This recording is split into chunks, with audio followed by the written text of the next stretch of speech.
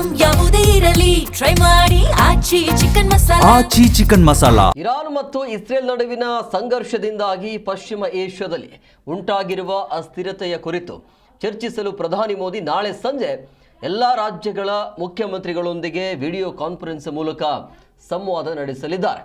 ದೇಶದ ಇಂಧನ ಭದ್ರತೆ, ಪೂರೈಕೆ ವ್ಯವಸ್ಥೆ ಮತ್ತು ರಾಜ್ಯಗಳ ಸಿದ್ಧತೆಗಳ ಕುರಿತು ಈ ಸಭೆಯಲ್ಲಿ ಪ್ರಧಾನಿ ಅವರು ಪರಾಮರ್ಶೆ ಮಾಡ್ತಾರೆ.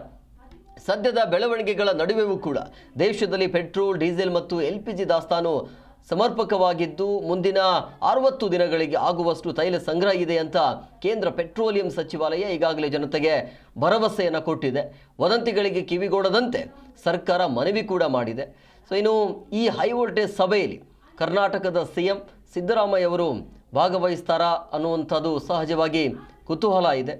ಇವರ ಬೇಡಿಕೆ ಏನಿರುತ್ತೆ, ಏನು ಎತ್ತ ಅನ್ನೋದ್ರ ಬಗ್ಗೆ ಕೇಂದ್ರ ಸರ್ಕಾರ ಹೇಳ್ತಾ ಇರುವಂಥದ್ದು ಪೆಟ್ರೋಲ್ ಡೀಸೆಲ್ ಸಮಸ್ಯೆ ಇಲ್ಲ, ಮುಂದಿನ 60 ದಿನಗಳವರೆಗೂ ಕೂಡ ಸಮಸ್ಯೆ ಇಲ್ಲ ಅಂಥೇಳಿ. ಆದರೆ ಪೆಟ್ರೋಲ್ ಬಂಕ್ಗಳಲ್ಲಿ ಜನ ಯಾಕೆ ಮುಗಿ ಬೀಳ್ತಿದ್ದಾರೆ ಅನ್ನುವಂಥದ್ದು. ಹಂಗಾಗಿ ಯಾರೆಲ್ಲ ಈ ಸುದ್ದಿಯನ್ನು ನೋಡ್ತಾ ಇದ್ರಿ, ಅಂದರೆ ಹೊರ ದೇಶದಲ್ಲಿ ಏನೇ ನಡೀತಿರ್ಬೋದು, ಬಟ್ ಸದ್ಯಕ್ಕೆ ಭಾರತಕ್ಕೆ ಯಾವುದೇ ರೀತಿಯ ಸಮಸ್ಯೆ ಇಲ್ಲ. ಆಮೇಲೆ LPG ಸ್ವಲ್ಪ ಡಿಲೇ ಆಗ್ತಿರ್ಬೋದು, ಬಟ್ ಸಮಸ್ಯೆ ಇಲ್ಲ.